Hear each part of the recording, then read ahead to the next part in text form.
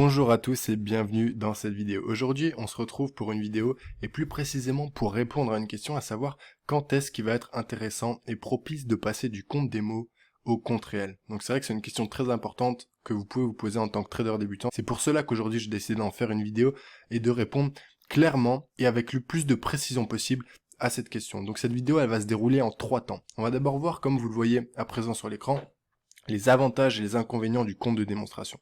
On verra ensuite les avantages et les inconvénients du compte réel et dans un troisième temps, on va répondre à cette question, donc quand passer en compte réel. Donc restez bien attentifs jusqu'à la fin de la vidéo car j'en suis sûr, elle va vous apporter beaucoup d'éléments de réponse. Alors c'est parti, on va commencer sans plus attendre avec le compte de démonstration et donc les avantages que j'y vois vraiment pour vous en tant que trader débutant.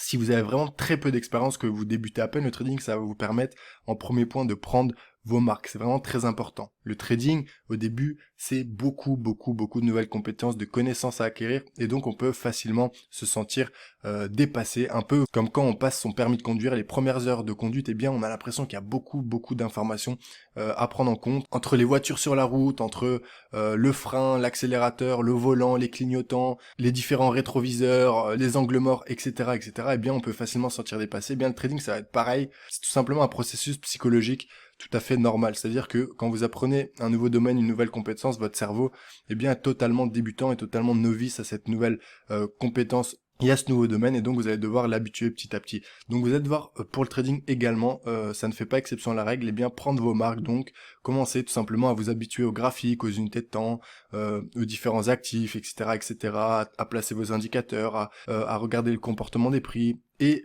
plein d'autres choses. Donc ça va vraiment vous permettre de prendre vos marques sans stress, et c'est vraiment un gros avantage donc pour le compte de démonstration. Ensuite, vous allez pouvoir, une fois que vous aurez pris vos marques, mettre en place une stratégie et apprendre à la maîtriser et donc vraiment pouvoir vous exercer sans pression financière, etc. Ça va vraiment être un gros point positif également pour apprendre et mettre en place de la stratégie, la peaufiner, vous allez pouvoir faire des erreurs, etc. sans devoir le payer cash, donc surtout sur l'aspect financier de votre compte de trading, puisque je le rappelle, sur un compte fictif, c'est de l'argent donc fictif virtuel que va mettre à disposition le broker. Donc ça peut aller de 3000, généralement 5000 euros jusqu'à plusieurs millions. Donc à ce propos, je vous conseille vraiment de rester cohérent, ok? Donc si vous pensez que quand vous passerez en réel, vous traderez avec 500 ou 1000 euros, ne commencez pas à mettre 100 000 euros sur un compte démo parce que vous allez faire des gains et des pertes totalement démesurées à ce que vous allez connaître dans les mois à venir sur votre compte réel. Et c'est pas bon pour la psychologie du tout. Donc le troisième gros avantage, ça va vraiment être qu'il n'y a pas de perte financière sur le compte de démonstration, puisque comme je viens de vous le dire, c'est de l'argent fictif. Donc ça c'est pareil, ça enlève tout un stress, ça enlève tout le facteur psychologique, et on en vient au point suivant, eh bien il n'y a pas le stress financier, et donc absence également de stress psychologique. Vous le savez peut-être ou pas encore, mais en trading, eh bien la psychologie c'est vraiment un gros pourcentage du boulot à faire. C'est une évolution, c'est un chemin qui prend du temps. Devenir un bon trader, c'est beaucoup de psychologie, c'est donc devenir un très bon psychologue en quelque sorte, un autopsychologue si je puis dire, parce que vous allez devoir apprendre à vous connaître, à connaître vos émotions, etc., à savoir vous canaliser, à savoir être patient, à savoir écarter la frustration, à savoir écarter l'euphorie, écarter la panique également. Enfin voilà, ça va être tout un tas de facteurs vraiment à prendre en compte et à maîtriser. Maintenant, on va passer aux inconvénients du compte démonstration. Donc, à contrario, le problème, selon moi, c'est qu'il y aura zéro travail psychologique qui va être fait. Ou presque. C'est-à-dire que vous allez apprendre à tenir un peu vos trades, à couper vos pertes sur vos stop-loss, etc. Donc, il y a une partie quand même des habitudes, des bonnes habitudes que vous pouvez prendre sur un compte démo, mais vraiment, la grosse partie, ça va se faire en réel. Pourquoi? Parce que, eh bien, vous aurez tout simplement le stress financier, la perte financière potentielle. Si vous êtes compétiteur, vous aurez pas envie de perdre de l'argent, ça va être dur parfois en contre elle pour vous de couper des positions, ou alors à contrario, eh bien vous aurez de l'euphorie, des envies de résultats rapides, vous allez utiliser un excès de levier, etc. Donc ça va vraiment être le problème principal du compte démo, c'est qu'il y aura zéro travail psychologique. Or, comme je vous l'ai dit dans les avantages, dans cette partie-là, eh bien le travail psychologique pour un trader, c'est la grosse part du travail à effectuer sur les premières années.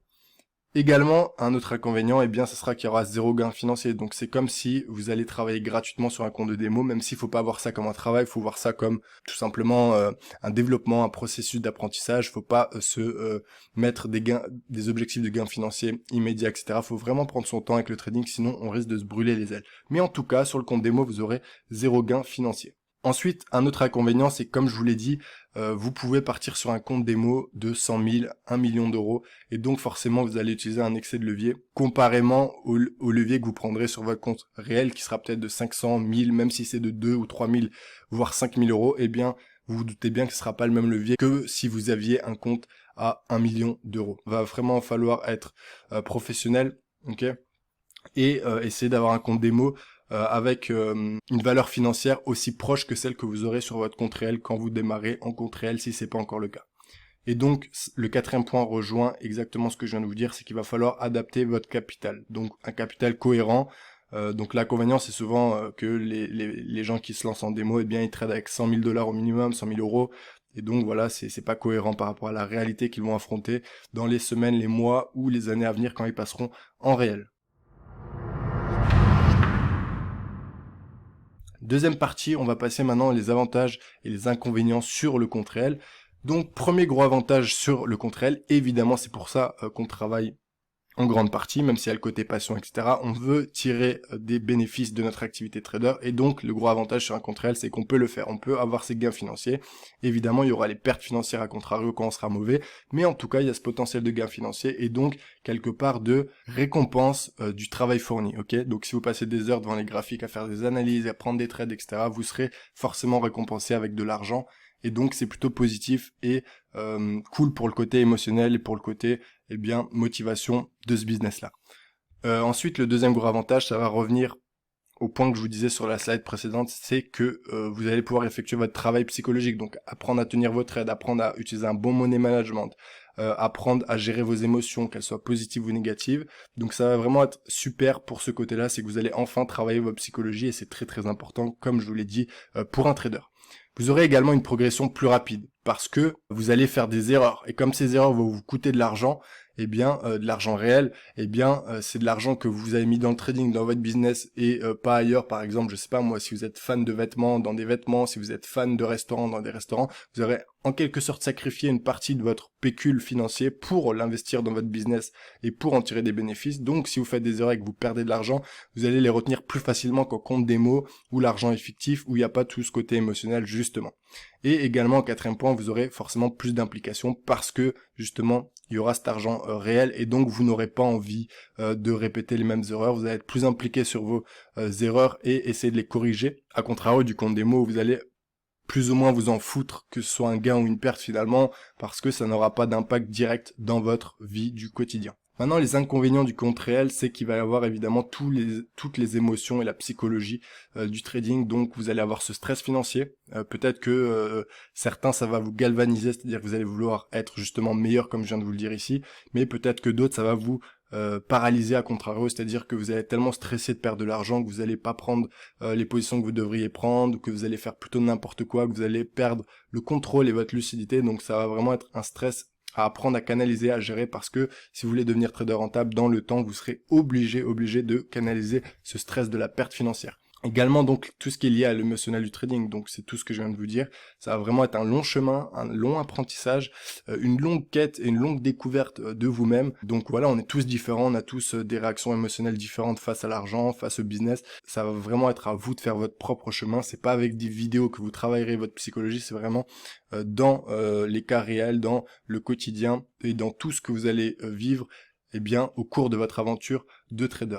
Un autre inconvénient que je vois souvent, ça va être souvent les traders débutants qui se lancent ont un petit capital. Donc qu'est-ce que j'entends par petit capital? Ça va de 200, 300 euros à 2000, 3000 euros. C'est à peu près la moyenne. Et donc avec ce petit capital, souvent on va vouloir aller trop vite, on va vouloir vivre du trading directement avec ce capital alors que c'est totalement incohérent. On va vouloir prendre un excès de levier parce qu'on va se sentir trop confiant après 3 trades. Voilà, ça va être plein de biais négatifs, de biais psychologiques à propos de votre capital de trading qui vont vous faire défaut souvent. Donc ce qui va être dur, ça va être d'apprendre avec ce petit capital à avoir surtout un bon money management et à respecter le levier de façon à pas le cramer. Et même si ça prend du temps à le monter petit à petit, au fil des semaines, des mois et des années, si vous devenez bon, et bien ce petit capital pourra devenir grand capital. Désormais, on va répondre donc plus concrètement à la question quand passer en compte réel si vous êtes en compte démo actuellement. Donc premièrement, premier élément de réponse, ça va être vraiment quand vous avez de l'argent, okay, que vous êtes prêt à perdre surtout. Donc si vous n'avez pas d'argent, que vous n'avez pas encore de compétences, restez en démo, travaillez vos compétences, économisez un petit capital de trading que vous allez investir en réel dans quelques mois. Le but, c'est pas de réunir 10 000 euros, 15 000 euros. De toute façon, les premiers comptes, souvent, à 99%, ils sont cramés, ok? Je suis passé par là, j'ai pas fait exception à la règle.